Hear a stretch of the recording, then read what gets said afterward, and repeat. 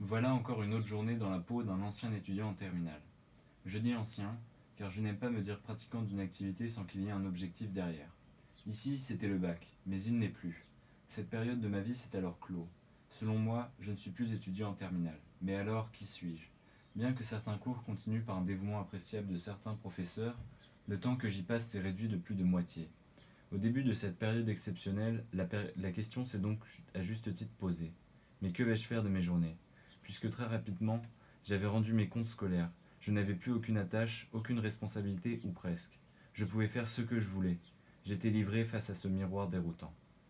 C'est précisément à ces instants que je pris en pleine figure l'angoisse de la liberté. Cependant, ce temps n'a pas duré si longtemps, puisque la musique que je pratiquais en dilettante jusqu'alors a pris une place très importante dans mes journées. J'ai aussi regardé The Office, au passage un super générique.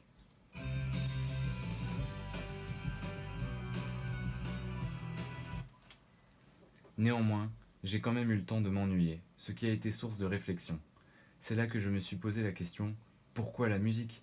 Car bien que je trouve cela passionnant, il y avait autre chose, j'en étais certain. Je vis ce confinement pendant une période charnière pour moi. Dans moins de 2 mois, je sortirai réellement de ma maison, celle de l'enfance. À défaut d'être terre à terre, je vous dirai que plus tard, je ne veux pas vivre au crochet de mes parents. L'indépendance m'attire comme une norme sociale que je me devrais de respecter pour me sentir bien. C'est pourquoi il est sûr que je vais au fur et à mesure voir des responsabilités apparaître. Bien sûr que le monde d'après peut paraître grisant, mais la frayeur que j'ai pu ressentir à l'instant où j'ai réalisé que d'ici 2 mois, aucun retour n'était possible était par contre bien réelle.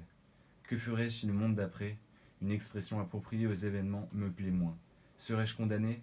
C'est là que j'ai compris. La musique m'est si chère car elle me permet de fuir cette réalité. C'est un monde d'évasion, de rêverie, de débrouille et d'apprentissage qui n'a aucune attache à ce que je connaissais jusqu'alors. J'avoue rêver d'en vivre, mais ce serait un déchirement de me dire que cette envie est juste un moyen de me détacher de responsabilités que je porte en moi.